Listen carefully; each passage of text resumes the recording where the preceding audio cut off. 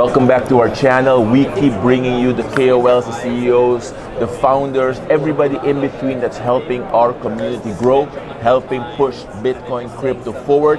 And in this case, we hope it helps. That's the name of the podcast. I'm sitting right here with Khaled. So you know what to do. Share it, like it, make sure you give it to all your friends, and stay with us because we're about to begin. So let's jump in. Khaled, thank you for being here, man. Manuel, thank you so much for having me, man. I appreciate it. It's not every day we sit down with a podcaster of your caliber. So I hope it helps. Where did the name come from? So funny, I know you're from Amsterdam. You're from Netherlands as well. So yes. While I was living in Amsterdam, I've been thinking about launching a podcast for about a year. And I was walking down the street one day. It was sunny. The weather was good, and I'm like, what would it be called if I started one? And I'm like, what am I trying to do? What would I want to do with the podcast? It would be to help people. Yeah. So I'm like, okay. So hope it helps just sounded right. It sounded like it made sense. What I'm trying to do is in the name. You kind of get it on the tin. Keep it simple. Keep it simple, exactly, yeah. Very good. So what is the core? Obviously, you're trying to help. Yes. But how are you trying to help? So what I'm trying to do is provide, as I like to call, education on demand. So kind of like Netflix. When you go on Netflix, which is video on demand, you sit down, you scroll through, you figure out what interests you, what you want to watch, and then and the goal is to be entertained. My goal is for my podcast to be kind of the Netflix, but for learning. Okay. So you come to the show, we cover a wide range of topics, speaking to people from all over the world, all walks of life, in the hope that if you come, learn something from this episode that interested you, then I've done my job. Now, my question would be, why would someone like you find it interesting to be here at Paris Blockchain Week? Well, as you know, of course, this is a massive space, especially in Dubai where I'm based out of. So I wanted to come see what's the appetite for podcasting in this space. Is there a demand for it? Are people interested in it? From what I've seen so far, there's a lot of interest in going on podcasts. Launching is still something that has a bit of an education gap, I think, that we need to work through.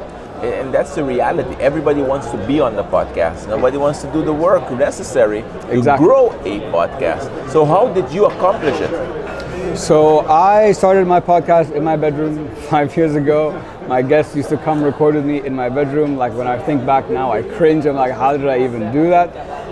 Just over time, kept building the show, and now I have my own studio built at home, and I produced over 150 episodes for myself and my clients.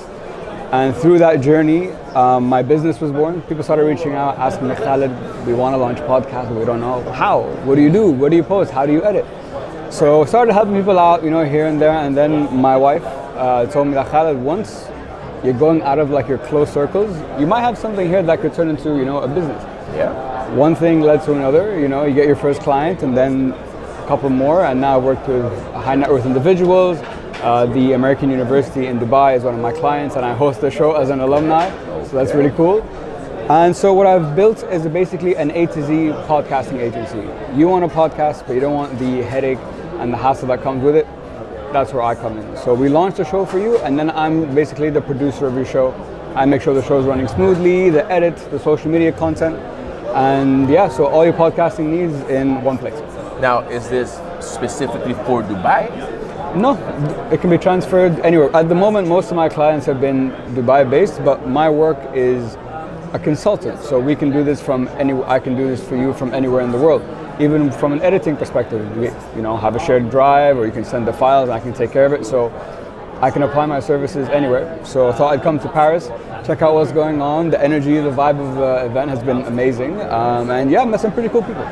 So, for example, Bitcoin Magazine Netherlands does not have a podcast. Yeah. So I'm assuming now that I've interviewed you, we will have a podcast. Absolutely. Okay, I think you should. I think you should. You heard it, right? You heard it. Proof now on tape.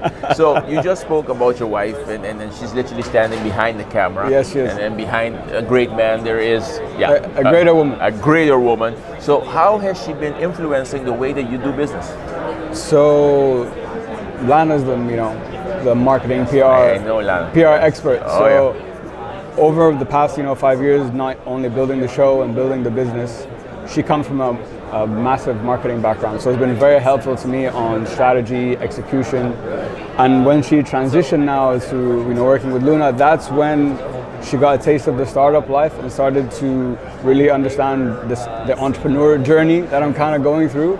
And yeah, she's just been my biggest supporter, and I probably wouldn't be here. I can tell you, I wouldn't be here without her. So wonderful. Truer words could not have been said better. So you've had to deal with the challenges. You started in your bedroom.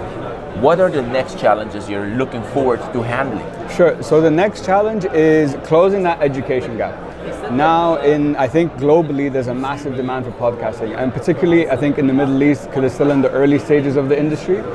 But no one really understands why, Emmanuel. Like, everyone wants a podcast, and I sit with clients and I'm like, okay, why? They don't know because, oh, that marketing agency is doing it, or because this is the new trendy thing to do. But a podcast, if done correctly and for long enough, can have I built a 6-figure business just from my podcast. So I'm a living case study of the benefits that it can bring to your business, but I don't think people understand what those benefits are yet and are willing to wait the time it takes to get them. Very good. Those are very interesting words. People don't know the time to wait to get them. Yeah. Now, what is the waiting period? How much patience do I need to have? I think you need, it's hard to put a number because every show is different, and also you have to take into consideration who's behind the show. Because if you come into the show and you already, as Emmanuel, have a massive following, yeah, you're going to be hitting thousands and thousands of numbers straight away because you already have that audience. But if you don't, and you want to build it or target a brand new audience, it's going to take some time. Because if you ran a marketing campaign, you got 1 million impressions, likes, clicks, whatever. My investment to engage with your content is 1/10 of a second, click, like. Done. But with a podcast, you're coming in and watching my show and giving me an hour of your time every week. That's a very high premium audience. Yeah. And a very specific demographic that are constantly coming back and giving you their time. So the traditional marketing metrics that you use to analyze podcasts don't necessarily apply, and there's a lot of intangible benefits that people aren't aware of. Okay, wonderful, wonderful. So for anybody who wants to start a podcast next week, what are the steps? Get in touch with me. First of all, I'll give you the framework, the steps, everything you need to get started. I would say before you start, before you do anything, just think about what type of show you want. That's the very minimum. What type of show do you want, and where do you get that inspiration from? What kind of podcast do you like? Okay. So I listen to interview type shows. So my show is like shows that I listen to. Okay. Same kind of concept, same kind of, I guess, approach of educating and helping people. The only difference is the host. So that's what makes it special. Okay, yeah. Wonderful. So what are you looking forward to? The next 3 to 6 months, what can we expect from I Hope It Helps? So I Hope It Helps, my goal by the end of the year is to hit 5 to 10K on YouTube. I've been working with a YouTube coach over the last 3 months, and we have almost doubled the channel, which is great. So I've got a long, long way to go, but now I've got all the tips and techniques and tricks on how YouTube works. So that's also a value add now that I bring to my clients because I understand how that works. Yeah. And I'm just excited that we've done a whole rebrand. The website's about to be launched. The studio looks great. All the pieces are in place for us to have a massive Q2 for the Q2 and Q3 for the rest of the year. Wonderful. So whole rebrand, studio is ready. YouTube coach, yes, he's had a YouTube coach, so you can expect the quality that he's going to be producing from now on to be very, very high.